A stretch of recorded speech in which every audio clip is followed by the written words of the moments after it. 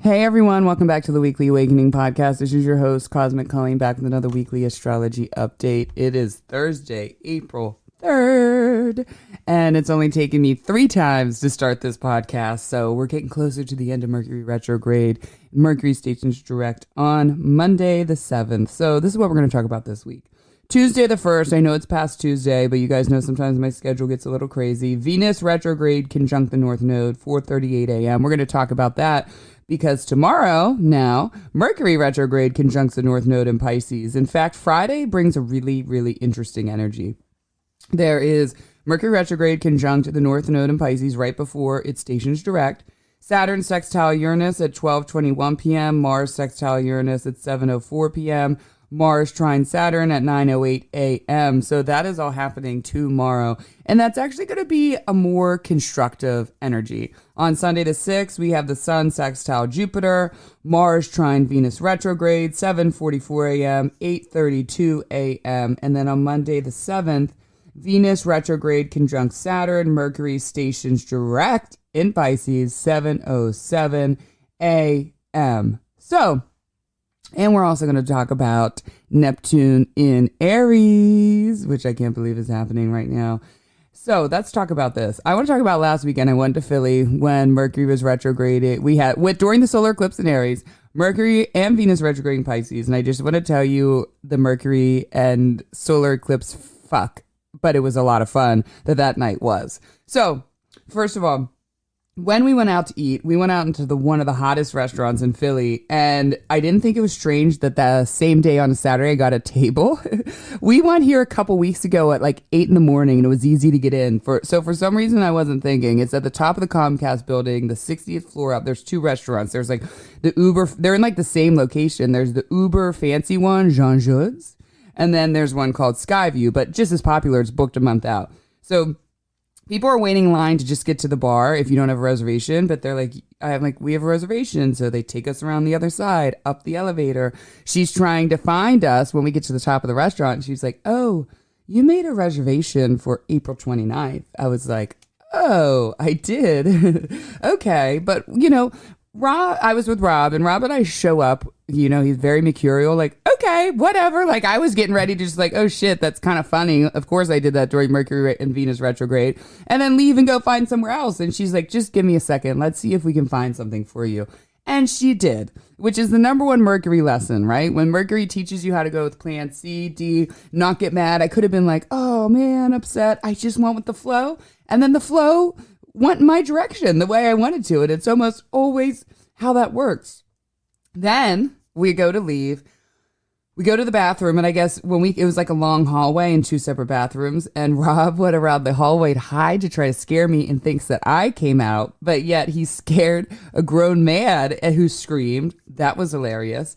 Then as we're leaving the Comcast, this woman gets hit by a car right in front of us. I don't know who. Luckily, they were making a left so they were going like, 10 miles an hour or something. She was okay when we last saw her. The Philly police saw it. He was in his car. He stays there for 4 more minutes and then just lollygags over with a piece of paper. Like, I don't got this time for this shit. It's Philly here. And I was like, okay, well, that's crazy. I never saw someone get hit by a car in front of me, but luckily, no blood, nothing bad. It was like, if you're going to get hit by a car, this is the way you want to get hit by a car, honestly, but hopefully none of us that happens to. Then we went to the Ritz-Carlton just for like a nightcap. And Rob went into the bathroom, and he comes out and he's like, yeah, I just caught this guy doing a line of coke off the sink. And then he looks up and was like, what's up, dude? And then it turned out to be our bartender. So it ended up being a really fun night, lots of laughs, but all those crazy things happened, honestly, within like a 3-hour period. I'm like, and Philly was just a whole wild energy. Anytime I go out in Philly, it's just crazy. I don't know. I've been into a lot of cities, and Philly has a very unique kind of wild energy, but Philly was lit. I mean, people were running around, singing. It was all over the place. Oh, and then we went to a psychic. Now, I'm not a big fan of like psychics off the street. I do them once in a while because I think it's sort of funny. It's always, I've had a couple psychics drunk. They're usually gypsies, but I always get a small nugget from them, like something very little. I really don't internalize because, again, I think most of them are gypsies that are just like out late at 12 o'clock at night, and do it every night. And I actually think these women were kind of gypsies too. But I got this really interesting small nugget. And then I was like, shit, we were there at the exact time that Mercury was conjunct Neptune, because that happened on Saturday night as well. I'm like, so let me see what I think about that nugget, because when Mercury conjuncts Neptune, it could be like, oh, we're extremely false. So that's all I have for that weekend. That was a wild weekend. Let's talk about Neptune in Aries, which happened on Sunday, ingressed into Aries. So right now, Neptune will be in Aries until October 22nd, and then it retrogrades back into Pisces one last time in our living lifetime. So literally everybody who's listening to this, we're like, when Neptune leaves Pisces, we will not be alive the next time that Neptune enters Pisces, which is kind of weird, right? And so this will be, I was thinking about this, Neptune in Aries, like same thing as this next transit happens, and it's going to be happening. So right now we're having Neptune in Aries, and then Neptune retrogrades back in on, what does it do? November something. I thought I wrote this down. November something of 2025. And then it will stay there until January 26, 2026. It moves back into Aries and will stay in Aries until January 26, 2026, till May 23rd, 2039. Neptune spends 14 years in each sign and takes 165 days to complete the full journey through all 12 signs. As I've been thinking about this transit, again, like I said, I've been interested to see, like, okay, 165 years down the road from today, or from these next couple of years, like we're doing, there's going to be a discussion of someone saying the last time Neptune was in Aries, blah, blah, blah, blah, blah. And we'll be researching what happened from now over the next 14 years. I mean, it'll probably be AI. Someone will be able to put it in there and be like, what happened the last time Neptune was in Aries? And that kind of freaked me out a little bit. I was like, in 165 years, people are going to be researching this time right now, historically, to see what they can predict for themselves, just like we're going back. And like we had said, it was the day before Neptune entered Aries that the Civil War began. And I was like, wow. And so here we are researching that 165 years later. So, we got to give them something good to talk about in the future. So if you caught the end of last week's episode, I talked about how Chris Brennan and Austin believe that there will be a big switch off when Neptune enters Aries, much less about when it comes to collective joy and Jupiter. Like I said, things really grew in Pisces. There was a lot that really grew with spirituality, with, astrology blew up. I'm talking in the collective. There's always been these cult followings. There's people that believed in it, but all things Pisces that you can think of just like healing. I know people who want to go see dream researchers. We can see how everything blew up with using psychedelics, and, mushrooms got legalized. Weed got legalized. This is all very Pisces too. Ketamine is being used for depression. LSD, Molly, or, whatever we call it, MDMA, all being used during this time. It just like blew up. And so it will be interesting to see how that transforms now that everything is in Aries. So when this transit happened in 2011 is when Jupiter entered into Pisces. It goes into my 7th house, conjuncts my Mars in Pisces. So I started out literally, as you guys know, as a young drug addict, and I was pretty much a few years into my heroin addiction when Neptune conjunct my Mars in Pisces in my 7th house. I met a very, very bad man, and we're not going to go into that story, at an institution, very Pisces. And then I had another guy that I met at like a rehab. And then I had a long-term boyfriend, which was sort of funny. So I was like juggling and all of these like drug addict boyfriends while I was a drug addict boyfriend. I thought that was kind of interesting, and it was otherworldly. And like, obviously none of these people were good. And when I got clean with this transit, I looked back and I said, oh my God, I'm thinking about that now, like thinking about how this happened. So go back to 2011, see where Pisces is in your chart and see, does it interact with any planets? How did it play out? Like I said, and a lot of this transit for me has been about relationships. I've been married during these 14 years. I've been engaged. I had 2 kids. All of this energy happened in my 7th house, and none of the relationships came to fruition. And they were all very like Pisces relationships. I also want to add that those 3 people I was in a relationship with during that time that when I was on drugs were all Pisces. I forgot to add that in. I thought that was kind of interesting. I think something else that will shift is, we actually traditionally went away during this time of religion. And we all became very spiritual. And you see people, we stopped using the word God during this time. And now we're using, and we started using the word universe. People started tiptoeing around church and God and the organized religion.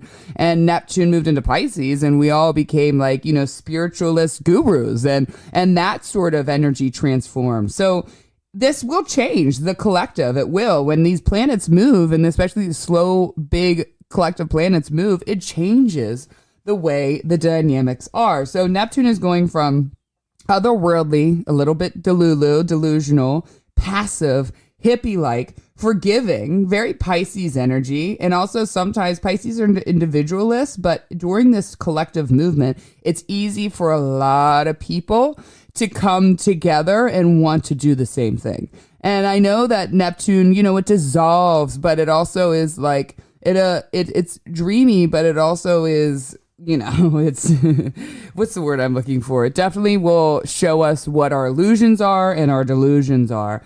And during this time, I feel like there was a lot of like spiritual gurus and things like that who were not real, who were not genuine, who were not what they said they were. Now, this is going to happen in otherwise because now we got Neptune and Aries. So, people who are saying that they're going to be the god of war and transform things probably also aren't how they say that they are. But so now we're playing by Mars's rules, okay? So we were playing by Pisces, we were playing by Jupiter's rules, and Neptune, is the more modern ruler of Pisces. So now we're playing by Aries rules. So those are two different signs, two different extremes. One ends the zodiac, one starts the zodiac.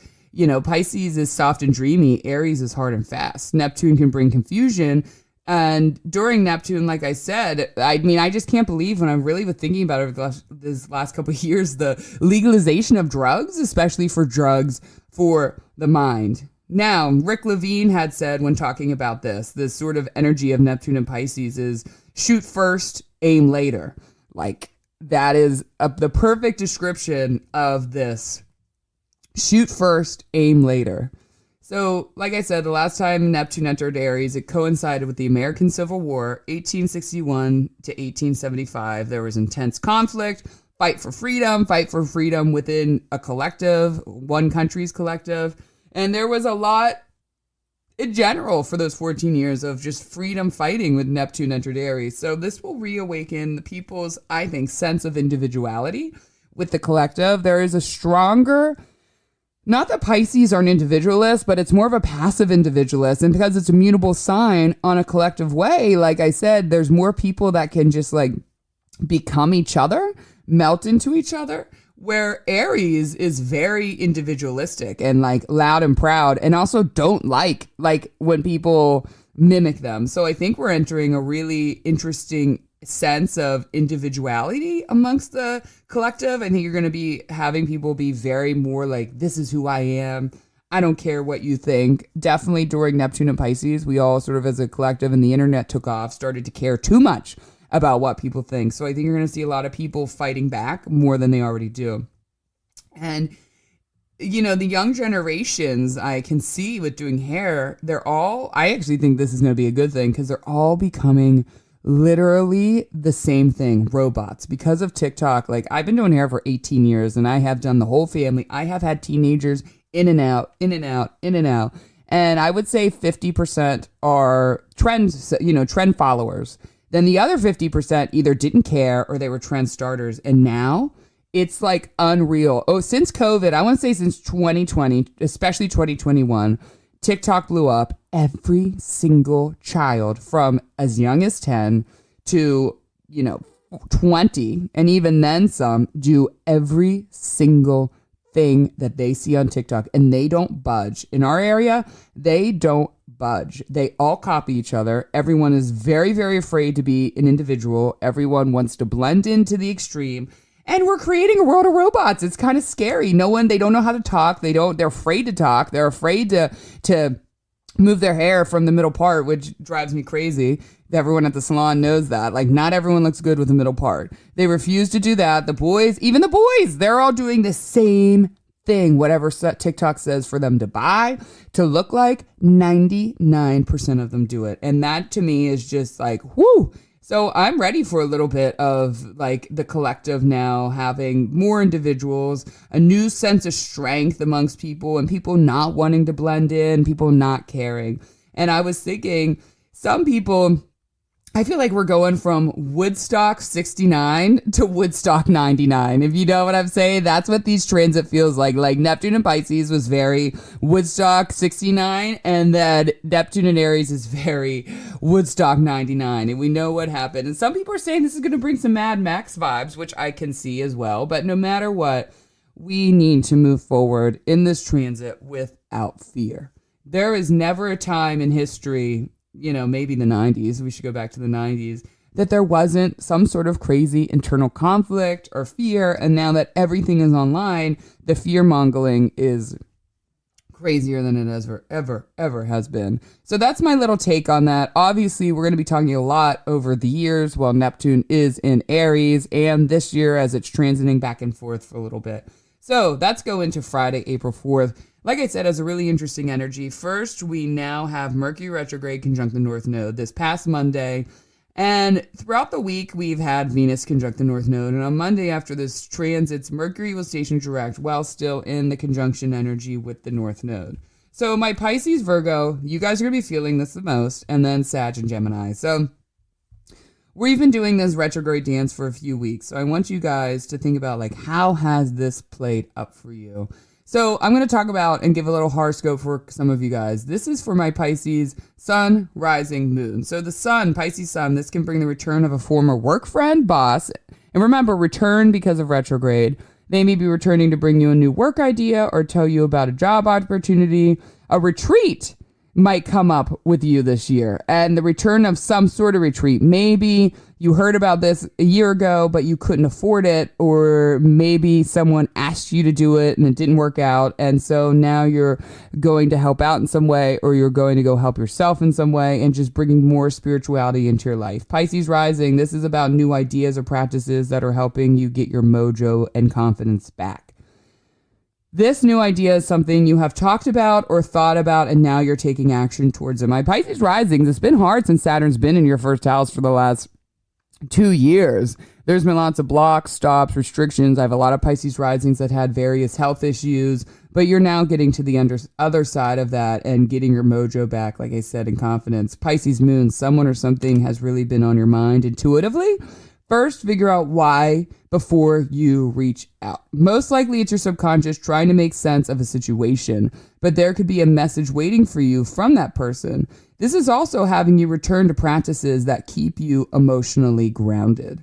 So for the rest of my mutable signs, first look at what house Pisces rules to see where this energy is showing up for you in your life. With the nodes, this is a very personal to the mutable signs and other signs, unless you have planets or an aspect to the Pisces house, you're not going to be feeling that this much. Which, I mean, I think that's a good thing. It's our turn, mutable signs. The fixed, the cardinal have had it time. It's our time now. So if you guys don't have any mutable placements whatsoever, no aspect of Pisces, like, you're in the clear. You might be seeing in the collective, but you're not going to be seeing it in the personal. So for example, my Gemini rising, this is happening in your career house. I know a Gemini rising who does construction.